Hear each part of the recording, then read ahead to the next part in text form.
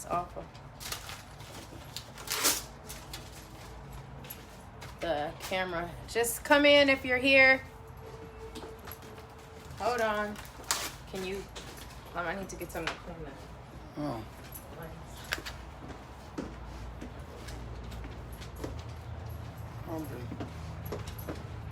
Huh? Hold on, let me clean my lens.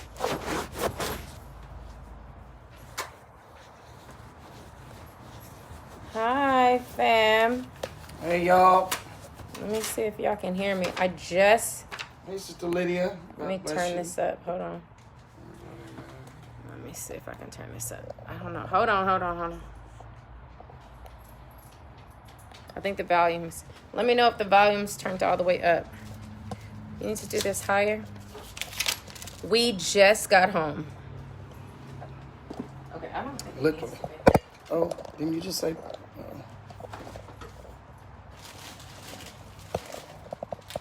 Okay, there it is. All right, y'all. Sorry about all this. Oh, move, stunner. Hope y'all are doing well. Like, we just got home from work. I just got home from the hospital, like, literally just walked through the door. Keith was at the office. I met him at the office as I was getting off the freeway. And he's opening mail right now. I'm getting ready to throw on some food because I haven't eaten all day. I'm tired, but wanted to jump on, do our Maddox Marriage Mondays. This is life, okay? So y'all... This is really living. My dog is playing with his little thing because he's just so happy that we're finally home. But anyway, so we wanted to talk. So I'll be back to the stove and back here as we're talking. So I'm glad that you guys can hear because I'll be going back and forth. Keith will be talking too. But we wanted to talk to you guys about how important it is. Or maybe I think I'm going to speak about me. I don't think I'm going to speak about anybody else. I think I'm going to speak about me. I'm going to talk to you about speaking up against dishonorable acts. It is a hot topic right now.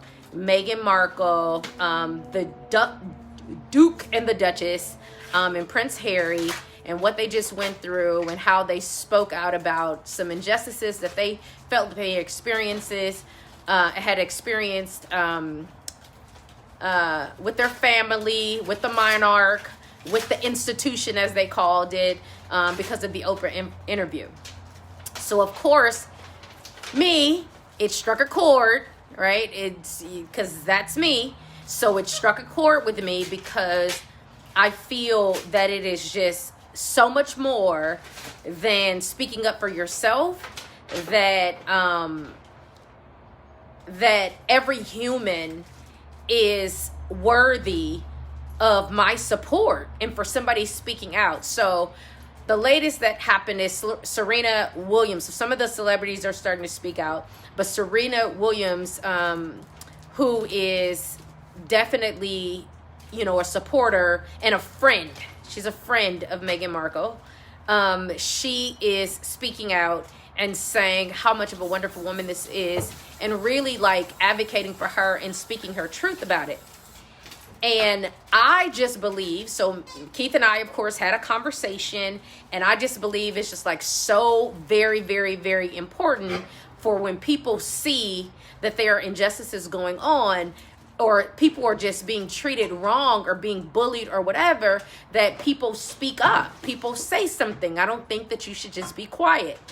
And so we had some differences of opinion concerning this, because I just think that whenever somebody's reputation is going to be damaged, then somebody should shine a light on it. You should really have a conversation about it, and don't let people paint people in negative views. If you hear somebody talking trash about somebody or whatever, and you know it to be totally opposite, at least give that person the benefit of the doubt, or at least speak up and say that this is wrong. Here's another scenario that we talked about. We talked about all the people. I posted a video the other day about that young girl that was getting beat up at that school by another peer. And as she was getting the brakes beat off of her. People were sitting around watching. The teachers were present. Somebody was videotaping, and then a black girl came in defense of this girl, beat the brakes off this girl, and then all of a sudden the teacher stood up and was just like, no. I didn't have so much a problem. Like, everybody focused on why is the teacher now saying something? Like, they didn't say anything about the white girl beating up the other girl. That was a problem. Yes, I definitely had a problem about that. What I had a problem with also is for all the people that was standing around watching, sitting around watching, that did nothing and did whatever. Like, even if you're going to get beat up, and this is where me and Keith had a little heated fellowship, because even if you're going to get beat up, I feel like you should at least jump in. That's what I'm talking. Go ahead, Keith. So, just because you're going to get beat up, I'm of the opinion, it's kind of like the police. When it comes down to domestic violence, the police don't even want to get involved because they know. Talking about the police, though. Yeah, but I mean, I do believe something should have been done. I'm not saying that it's not. Something should have been done. Yeah, instead of you just standing around watching and looking and got your camera talking about ooh, and then you never do anything to help the person that is the actual underdog. Now, the underdog should be helped because it doesn't make sense when you got 5 people against one individual and the individual may be down. That was one girl, so we're not. I mean, that's fine.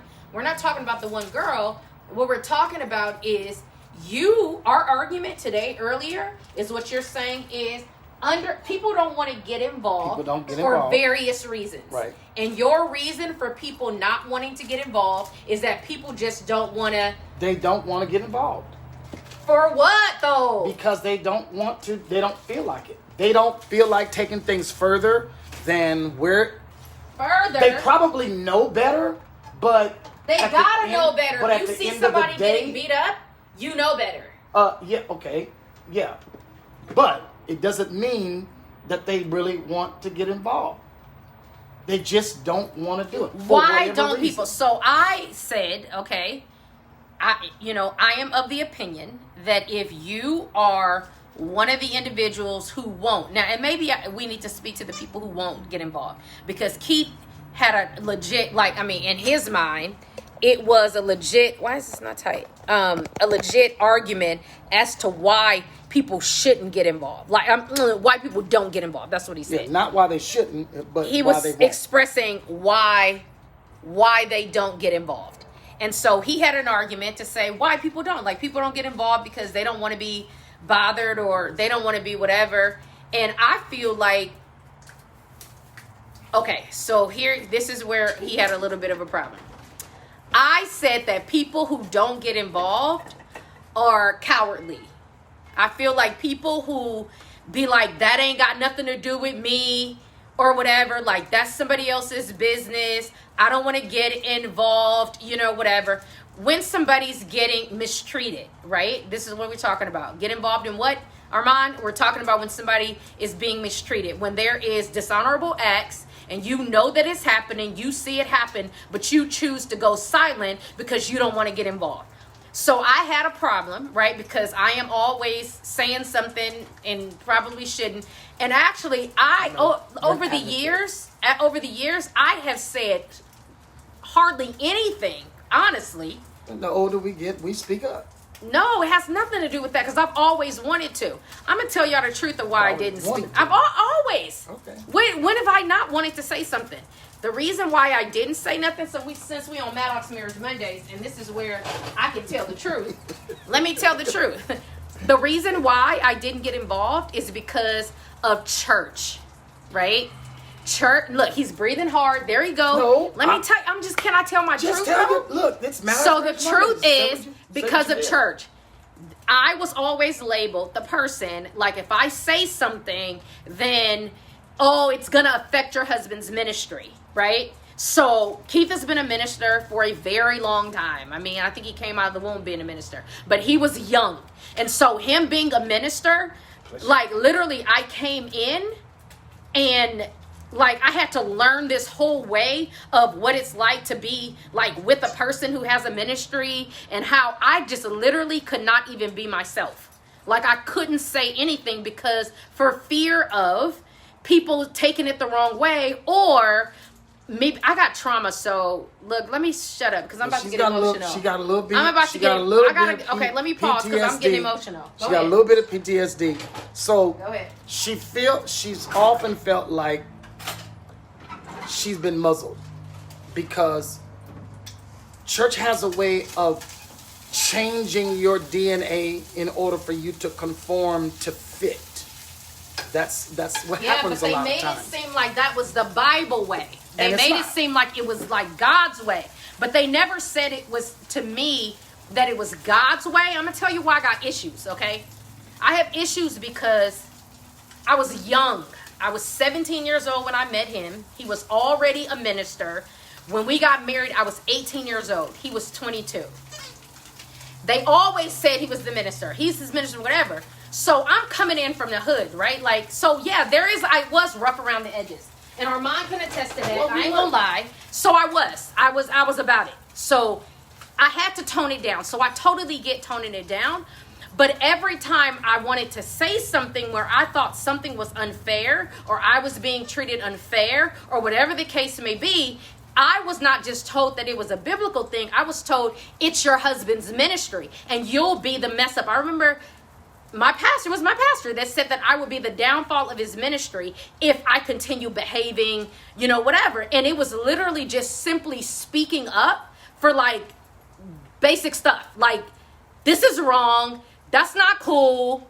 That's wrong. And I was told that I was going to mess up his ministry.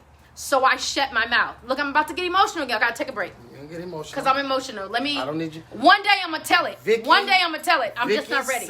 Lady Vicky Kemp says she felt managed. And that's true. No, she said I felt managed. That's what I'm saying. You felt managed. Yeah. Because a lot of times you're told what is the right thing to do. Or is it really the right thing? Or is it the convenient thing that you should do?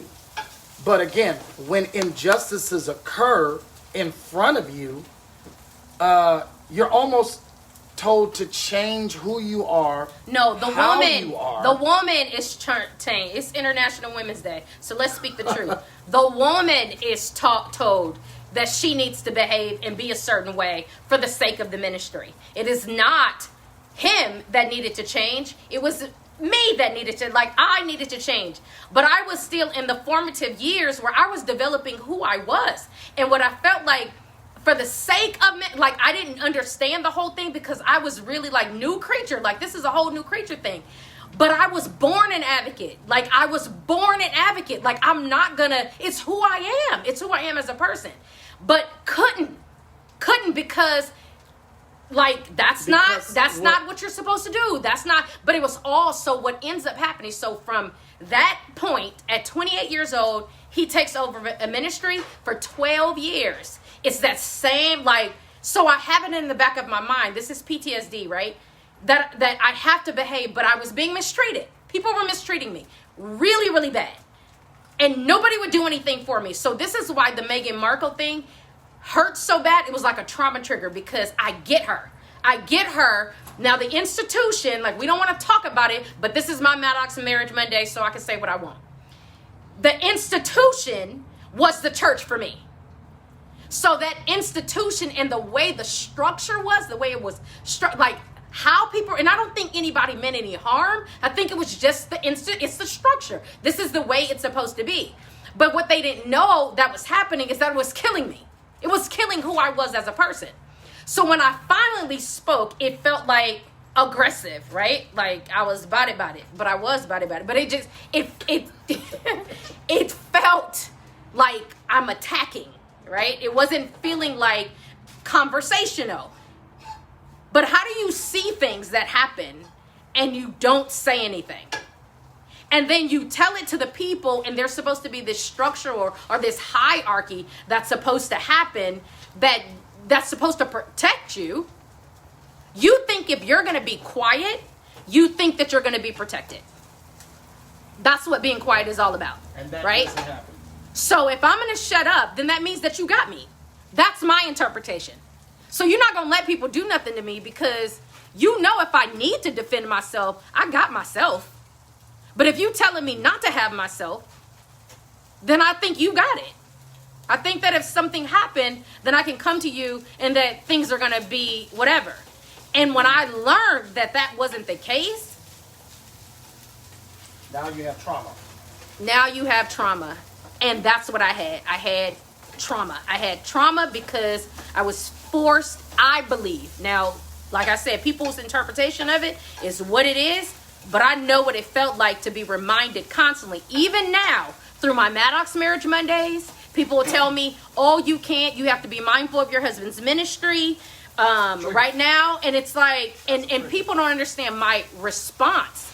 My response be popping off. And the reason why I'm popping off is because it's a trauma trigger.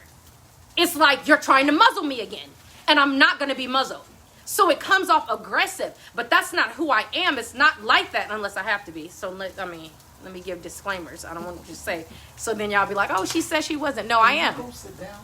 But that wasn't the purpose of that. So Keith says that because I'm an advocate and I feel like that was that. I know Armand says, don't worry about people. Yeah, that now I don't because I'm older and I don't care about none of that. And I know God for myself. And I know that when God says that he'll never leave me nor forsake me, and he tells me that he'll be my defender and all that, I understand it in a different way. But that doesn't mean that you stop talking. Because you are supposed to be the voice for the voiceless. Like you're supposed to speak up. The Bible, there's advocacy scriptures all throughout the Bible that tells you to speak up for those who don't have no voice. For the widows, for the orphans. Like you're supposed to speak up for those people. And guess what? I was an orphan. I didn't have parents. But who was speaking up for me? Another thing is, a part of where this comes from is because of that. I have never had an advocate. I've never had an advocate. My mother died when I was 4. I've never had a father. So because of that, I didn't have an advocate. I didn't have people like, oh, you get into this, whatever, you go home and tell your parents. I didn't have that. So I was defended myself. And when I came into the church at 17, it was like, oh yeah, you're gonna, like tone that down, like whatever. And I'm like, I was used to defending myself. And all of a sudden, don't defend yourself because that's not God's way. You're a new creature in Christ. Okay. So then when things started to happen and nobody's standing up for me, then who's going to protect me? So that's when the tears start to fall. But what happened, I'm getting emotional again, gotta take over, Keith. I started to resent the ministry. So resentment for the ministry because now I can't protect myself because of ministry. So people can hurt me all in the name of ministry. Not acceptable. It's not acceptable. So that's why when it comes down to it, and I'll be honest with you, from what I have seen, a lot of ministers' wives get a bad rep because they don't say anything and they end up sick. They internalize how they've been treated. They internalize how they've been disrespected. You're right. That's why Jesus turned over tables. It's toxic stress. So then you find yourself getting, having tumors. All kinds of stuff starts happening because you internalize everything because of what you bitterness. Think That's where that root of bitterness. But you develop a root of bitterness all in the name of preserving ministry. Do you see how backward that is? So you're not going to help me. You're not going to defend me. I got to be quiet. I don't have a defense. Like, you're not going to say anything about the injustices. Doesn't work. So I have to sit here and drop tears and hurt and let the tears be my meat. I know all the scriptures. And the answer is no. But I'm looking at ministry with the John side. So you ask me if I want ministry. No. Why would I? I don't want that. to make, then no. But God, because he healed me. But anyway, as Vicky would say, better than yesterday. I am definitely better than yesterday. That is for sure. But guess what? Call me, Tina Maddox 2.0. Okay? Because I learned some things along the way. Okay? I learned some things along the way, but I had to heal. And that healing, that means took having place. to holler.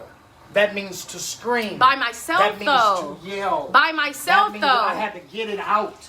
By myself, I think that's what somebody just said. Kneeling, getting it out. You gotta get it out. You cannot internalize it because you will make yourself sick. And because of my position, people didn't want to know what I was going through. And because of my position, I couldn't tell nobody what I was going through. I couldn't say that I was resentful. I couldn't say that I was hurting. I couldn't say that I was being verbally, because let me tell you what church people do. And that's concluding me. That's the truth of the matter. We mask it. We mask verbal abuse and emotional abuse, all in the name of being saved in ministry and turning the other cheek and all of that type of stuff. No, it is verbally abusive. You're verbally abusing me. You are emotionally abusing me. And that is unhealthy for my mental health, my emotional health, which ultimately affects my physical health. And that is the truth of the matter. And we don't want to talk about it. We let people do stuff over and over again, and then we cover it. And then we want to say, oh, and then the first time you stand up for somebody and you speak that to somebody, and like Meghan Markle, poor Meghan, I feel so, my heart, I cried for her because she finally says something. Thank God for her husband. Thank God that he was willing to give up ministry, right? The institution, and choose his wife and his kid. Because guess what? A lot of ministers are not giving up. They calling the institution or whatever to make sure that their wife and their kids are okay. That is the truth. I suffered for years. I call our years of ministry, people know who know me, 12 years of slavery. That's what I call it. And it wasn't all bad. Don't get me wrong. It wasn't all bad. But it was so much. And I suffered in silence for so long. The people that were closest to me knew. And that was very, very few. And I had to heal. I am better for my coming, and I don't regret it. I don't regret what I learned from it, because now ain't nobody can tell me nothing. You can't tell me nothing about healing. You can't tell me that God is not a physician. You can't tell me how, when you can't tell nobody literally that God won't intervene. You can't tell me that now, because I know it for a fact. And I also can tell you that he will restore. And he will make it better. That now there is ministry is a beautiful thing. But I didn't only have to heal. I had to heal. He did too. And see, I know we love to say, well, the church is a hospital. There's going to be sick people. Here's what I know. I believe it's a hospital. But can we have some discharges? Can we have people grow and heal from the trauma that they've been through? Because some of the trauma that we've been through comes from the house, comes from your own family, comes from the church, comes from the job, comes from your own personal experiences. So you have to be willing to say, okay, here I am, I messed up, and then own it. Get to it. It's easy to tell people to let things go. You can't let stuff go until you deal with it. Once you deal with it and deal with it way down, I've often said, I would rather be an alcoholic than to be somebody that's bitter, because bitterness goes way down and it spreads like I forgot the name of them trees. Anyway, it spreads, and it affects everything. So you have to be able to deal with where you are and the pain of it and feel it. And Even with myself, being her husband, I give her space to deal with what it is that she has to do. And I hold space for her because I wasn't treated the way that she was treated. That's right. They put on a different face for the leader. But then when it comes down to the wife, then the wife has to suffer in silence and deal with a whole lot of nonsense that the face that the leader sees, they don't see. He don't see it. But they end up getting the blunt of it. So you got to deal with it. So let me be fair. He apologized to me. And that was the start. He apologized to me, and he apologized to our children for the things that we had to endure. The stuff that he wasn't made privy of, and then the stuff that he was made privy of, and he didn't say anything because he was also taught that you were supposed to be this way because of the ministry, and that verbal abuse, he didn't call it verbal abuse, that verbal abuse and emotional abuse was a part of the way things went. When you see it, when you see dysfunctional behavior, even in the church, you think that is the way it's supposed to go. You think that people are supposed to treat you bad and say stuff and that you're supposed to take it. You think that is it. But I'm here to tell you that is not true. And you will not abuse me. You will not verbally abuse me. You will not emotionally abuse me. It's not going to happen. You will not, as Keith would say, piss off the porch and tell me it's raining. You're not going to deceive me to believe. It's gaslighting. And a lot of gaslighting takes place in the church, in the house of God. We have to do better. And it starts with holding people accountable. Hold people accountable for the things that they do. Now, it may look like, oh yeah, she's saying something, she's standing out, she's so bad. I don't care. I really do not care. Because I know what it took for me to get my healing.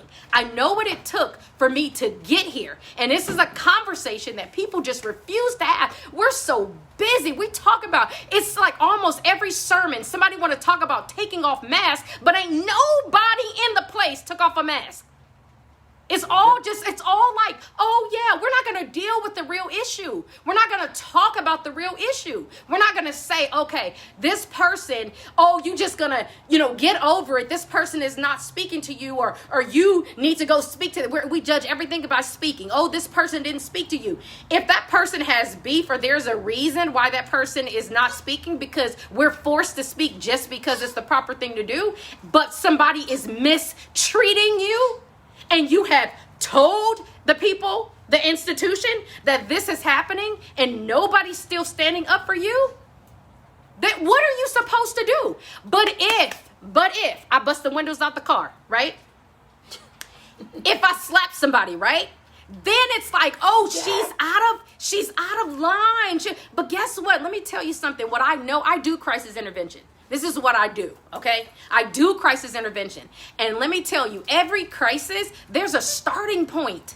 There's a starting point. When you see there's a change in behavior, then you know that somebody's brewing. Something is happening there. So if you see that my behavior changed, I used to come in and I'm praise the Lord and I'm kissing on everybody and I'm loving people and we're good and all this type of stuff. And all of a sudden, I'm coming in and I don't speak to nobody.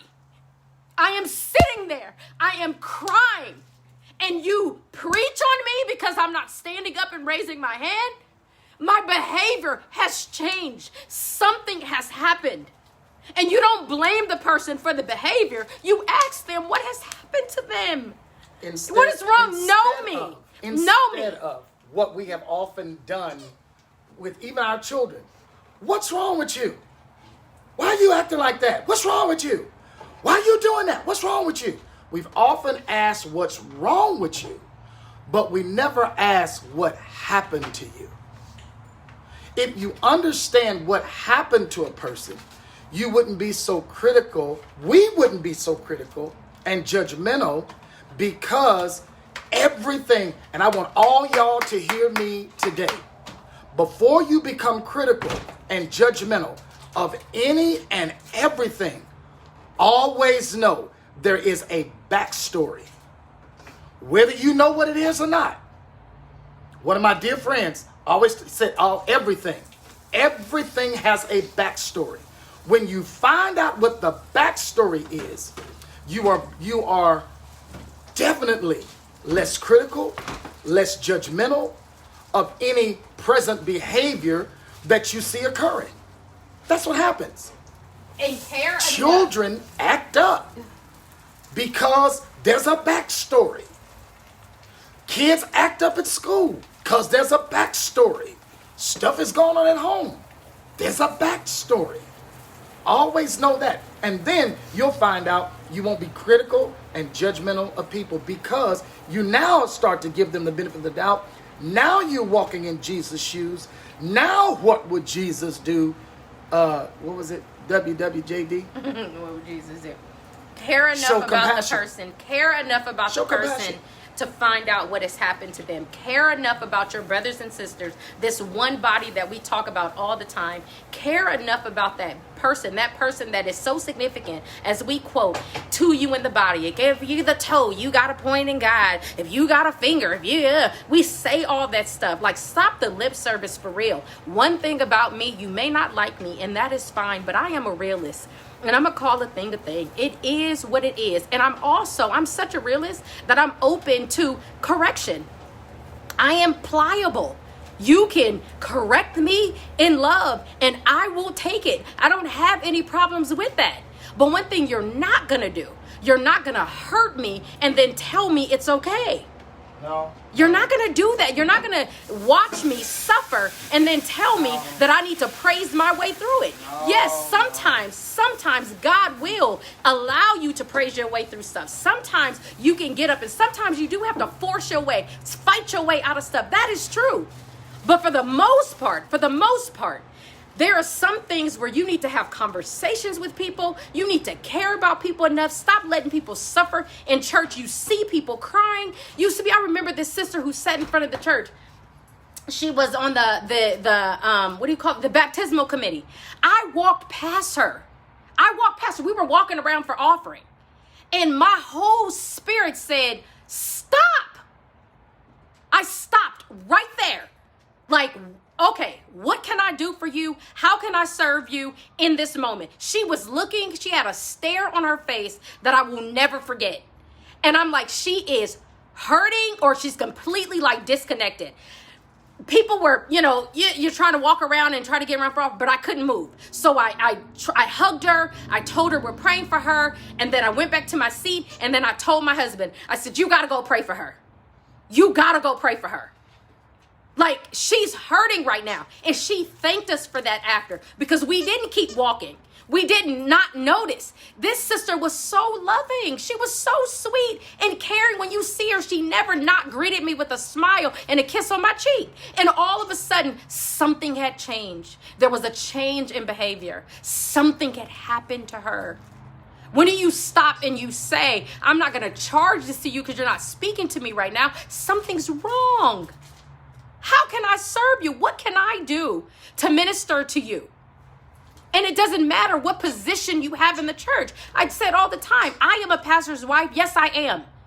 You can like the first lady title or whatever, but I think I done paid some dues. I've earned that. Call it what you want it. Regardless of that, I'm still a person. I'm still your sister in Christ. I'm still a person that you can talk to and minister for. Like, Right. Show some compassion. We need to stop. We're judging a lot of, I heard so much for Meghan Markle. It's on the TV right now. Meghan Markle. People will just continue to tear that woman. She said I was suicidal. I had thoughts Backstory. of killing myself. Part of the I backstory. went and I asked for help and they were touched. They were supportive, but they weren't gonna do nothing. Told her they were not able to help her.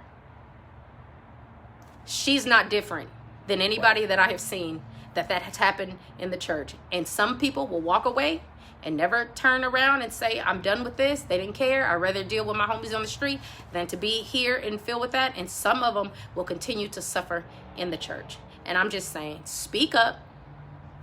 pay attention, and when you see injustices and people treating people bad, don't just walk by and don't walk past. Don't just act like you don't see what's happening. Don't act like you don't hear what is happening. There is something that you can always do, and it's always be a support to somebody. That's half of our issue.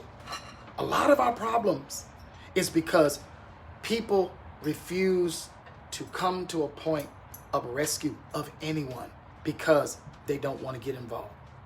And I know I said that earlier, just like the police, when it comes down to domestic violence, they don't want to get involved because at the end of the night, you're not going to press charges. And y'all going to be back in the bed, heeing and sheeing and skinning and grinning. That's what happens. Has nothing. I'm not talking about fighting and things. This is just what happens. But so they don't want to push that far. But here's what people you got to do something. Here's what people forget about domestic violence. Is that heeing and sheeing is not because they were not verbally, physically, or emotionally abused. It still happened. It still happened. It's just that now they are conditioned for whatever reason and can't get out of it. For whatever reason. So before you judge that person who has suffered from domestic violence to not get out of it, and why didn't they just leave? We're so quick to say that. You don't know their circumstance. No. So what you do is you offer a safety plan and you offer support. We don't walk away and act like it didn't happen. Right. We know it happened. Right. But how the person doesn't know how to get out of it. I think a lot of us some of us are old enough to remember the movie, I think it was Farrah Fawcett, years ago, called The Burning Bed. That was for her to set her husband on fire. That was her only way. That's all she thought. Because if he's not dead, then he's coming after me. So she did what she could based on the trauma that she experienced. And we do the same thing. Again, there's a backstory. Everyone has it. And so I believe it is our duty as an individual. It's your individual conviction. If you see something, even right now, when I'm driving and I see a police car pull somebody over and they happen to look like me, I have a tendency to slow down and look and get my phone ready just in case. Because again, things happen. And sometimes they happen on purpose and sometimes they're accidental. But at least if I got it on candid camera, it is what it is. So if you see something, say something. That's all we're saying. And deal with your trauma. Care enough about people to do something when you see that they're in a vulnerable position. That's all. That's all. We love you all. Y'all have a great rest of the week. This is Maddox Marriage Mondays. We in the kitchen. We in the kitchen. We just got home. So we love y'all. Have a great week. You got any questions? Hey, just ask. We'll give you a reasonable answer. Protect yourself. Have a great week.